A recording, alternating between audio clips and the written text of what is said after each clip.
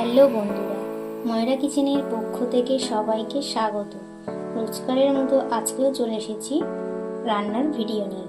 তো আজকের রেসিপি বেগুন দিয়ে ইলিশ মাছের ঝোল। দেখো, আমি এখানে দুটো মিডিয়াম সাইজের বেগুন নিয়ে কেটে নিয়েছি, আলু কেটে নিয়েছি, আর এখানে আছে ইলিশ মাছ, ছোট সাইজের ইলিশ মাছ 2 পিস নিয়েছি। আগে থেকে নুন হলুদ মাখিয়ে রেখেছি। এবারে আমি মাছ কটা ভেজে নিয়ে ফিরে আসছি। মাছগুলো আমি হালকা করে ভেজে নিয়েছি। ওই তেলের মধ্যে দেবো কালো জিরে, দুটো কাটা লঙ্কা, ওর মধ্যে দিয়ে দেবো আগে থেকে কাটা আলু। ভালো করে নাড়াচাড়া করে ভেজে নেব। আলুগুলো ভাজা হয়ে গেছে, ওর মধ্যে দিয়ে দেবো কেটে রাখা বেগুন।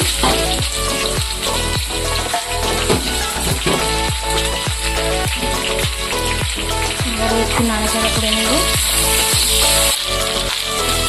বেগুনটাও হালকা করে ভেজে নিয়েছি।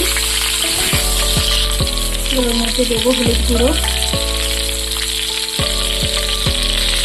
নুন, ভালো করে নেড়ে নেব।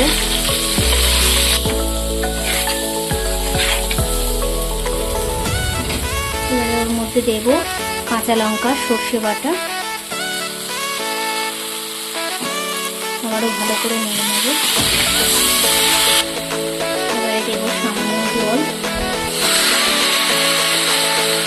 আবারও ভালো করে নেড়ে নেব।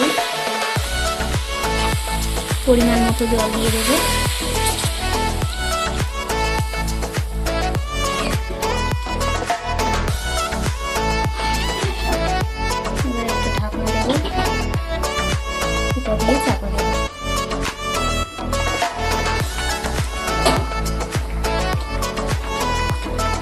এবারে মাছগুলো দিয়ে দেবো। আবার একটু নাড়াচাড়া করে নেব।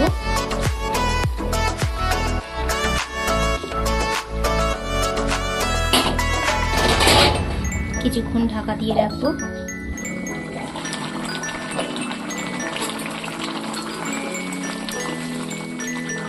হয়ে গেছে ইলিশ মাছের